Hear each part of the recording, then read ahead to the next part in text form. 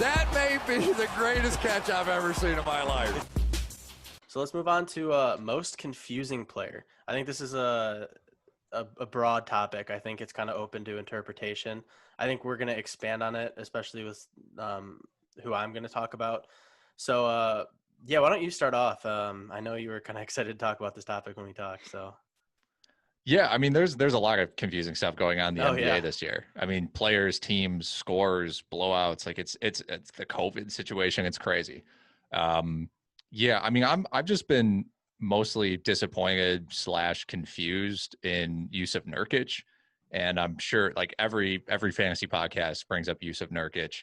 He's playing well recently, and I mostly bring this up to say that Portland is not a good team right now. Nurkic playing bad is part of that, right? And they're playing a little too much Enes Kanter. They're playing a little too much Carmelo Anthony, especially playing those guys together. But a lot of what's happened with Nurkic is the Trailblazers are in blowouts almost every game. Like you look at the Trailblazers like game log, they've won 3 games by at least 18 points, and they've lost 3 games by at least 15 points. So when you're looking at Nurkic's minutes and you're like, well, what the hell is going on with like the 22, 23 minutes? Like this guy was playing 32 minutes in the bubble. He was looking like one of the best centers in the league. He's passing, he's shooting, he's defending. Like his shot hasn't been there, admittedly, but it's important to keep in mind if you're like freaking out about the Nurkic situation that he's playing a decent amount of minutes in competitive games. They've been in 3 competitive games. He's played 26 minutes, 35 minutes, and 28 minutes in those games. So if you're confused about what's going on, it might be that. And just, he's definitely a hold. Like he's a wait and see. Like do not drop him. Do not completely trade him for something insane. Like, he's fine. On our YouTube, he was probably one of our most asked about players in trade theories. And I even mentioned this in our last video. I think he has better days ahead of him. I think that he's actually a pretty good buy low target right now, if you can. In my opinion, it might not pan out. The Blazers might not break this hold, and maybe the minutes thing doesn't relate to that. I don't know. Maybe it's not. But personally, I see him as a buy low. I think he is going to get better, and I think that I personally think he's going to get better soon. Just looking at their schedule, I mean, they have some competitive teams coming up, and they have San Antonio twice, who's been surprisingly keeping in, like they haven't been really getting blown out too much. Memphis twice. I don't know. I just think he's a good person. I want him if I don't have him, just because I mean his value is low right now. You could get him for cheap. 100%. Who do you have, Johnny? So player I want to talk about is Andre Drummond. His minutes are all over the place. I think he's been benched twice this season just from performance, and he is a guy who just cannot keep his hands to himself. He's constantly in foul trouble. But when he's out there, when he's playing 30, 35 plus minutes a game, like he'll get you there. He'll get you 20 points, 20 boards here and there. But it's just kind of a big question mark this season. Like sometimes maybe they'll extend JaVale McGee. Maybe they'll, I don't know. It's just, he's a confusing player. What do you guys think? Yeah, he is. He reminds me of Whiteside a little bit, where he goes out there and he can get you absolutely insane numbers in like 26 minutes. But I think there's an argument about whether or not he's actually a good basketball player.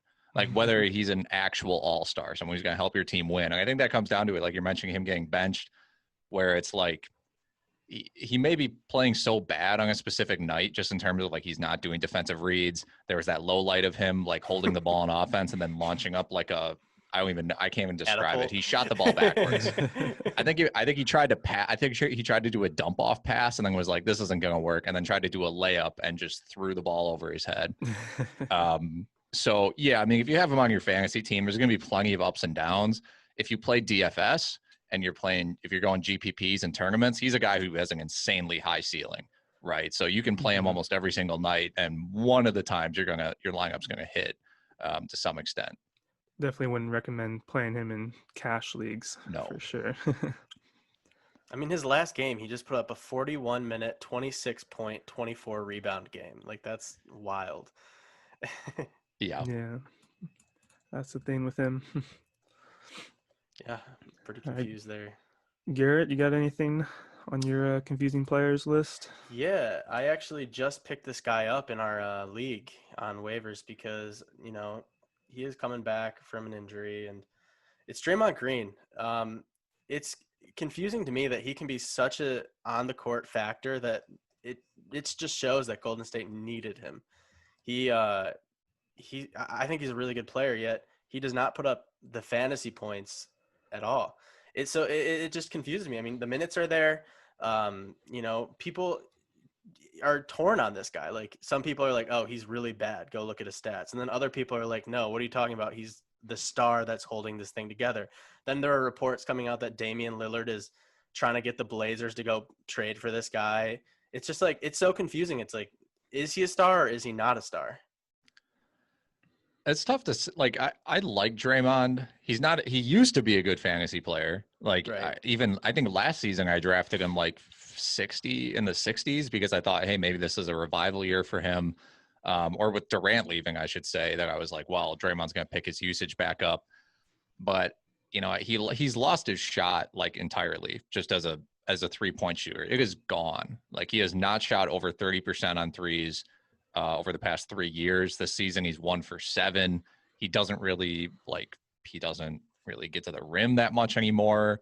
And he's just like, he's out there as like a floor general now. He's like Right. transitioned into like, he's a coach on the floor who plays really hard defense. Right. And that's, I think, what he is right now as a 31-year-old. And beyond that, I just don't know if he'll be fine for fantasy because he gets rebounds, assists, blocks, steals.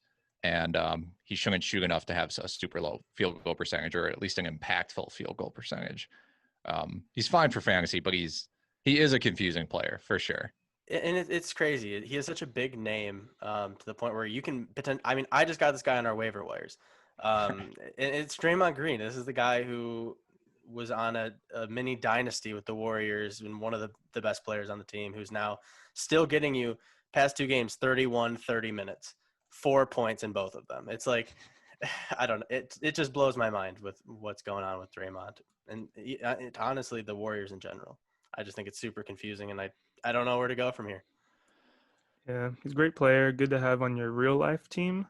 But as far as fantasy goes, pretty low floor this year. And I don't know, maybe if you want, you can hold him. If you have the bench space, hold him. Maybe he'll turn it around, but not looking great. Not looking good, yeah.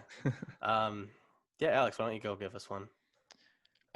This isn't necessarily confusing players. I just want to say, if you're confused, if you have Zion or Giannis on your team and you're wondering why your team is so awful, it's because they suck at free throws. And I was trying to warn people about this before the season. I'm like, you do not have to draft Giannis top 5. You barely have to draft him top 10 if you want this year, because his free throw percentage is awful. And right now, Giannis is the 44th ranked player in fantasy in 8 category leagues because his free throw percentage is awful. I think it's the worst free throw percentage impact in the league. I was trying to bring that up and it just messed up on me. But same with Zion. Both of these guys are taking like 10 free throws a game, and they are absolutely bricking like half of them. And so like you have these guys on your team, and you're like, how am I last in my league or second to last in my league or whatever? And that's the reason. I did bring it up. Giannis is the worst free throw percentage impact in the entire NBA for your fantasy team, followed by Rudy Gobert, Zion Williamson, Andre Drummond.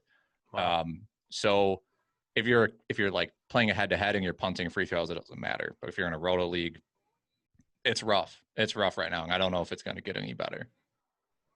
It's crazy to think about because he's he's arguably one of the most impactful young players that we have right now.